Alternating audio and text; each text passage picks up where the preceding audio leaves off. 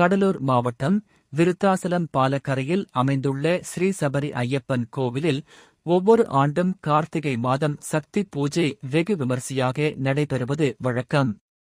இந்த நிலையில் இவ்வருட ஐயப்ப பக்தர்களின் சக்தி பூஜை நடைபெற்றது. முன்னதாக விருத்தாசலம் அதன் சுற்றுவட்டார பகுதியைச் சேர்ந்த மாலை போட்டு விரதம் இருக்கும் பக்தர்கள் வருகை புரிந்து விருத்தாச்சலம் மணிமுத்தாற்றன் கரையிலிருந்து சக்தி கரகம் எடுக்கப்பட்டு கருப்பசாமி மஞ்சள் மாதா வேடம் அணிந்து மேளதாளத்துடன் பக்தி பரவசத்துடன் நடனமாடியும் ஆபரண பெட்டி எடுத்துக்கொண்டு பக்தர்கள் பால்குடம் சுமந்தபடி விருத்தாசலம் கடைவீதி பாலக்கரை ஸ்டேட் பாங்க் சந்தை தோப்பு வழியாக சபரி ஐயப்பன் கோவில் சென்றடைந்து ஸ்ரீ சபரி ஐயப்பனுக்கு பால் அபிஷேகம் நடைபெற்று புனித நீர் ஊற்றப்பட்டு ஐயப்பனுக்கு மகா தீபாரதனை கட்டப்பட்டு ஐயப்ப பக்தர்களுக்கு அன்னதானம் வழங்கப்பட்டது. இந்த சக்தி பூஜையில் திரளான ஐயப்ப பக்தர்கள் பங்கேற்று சாமி தரிசனம் செய்தனர்.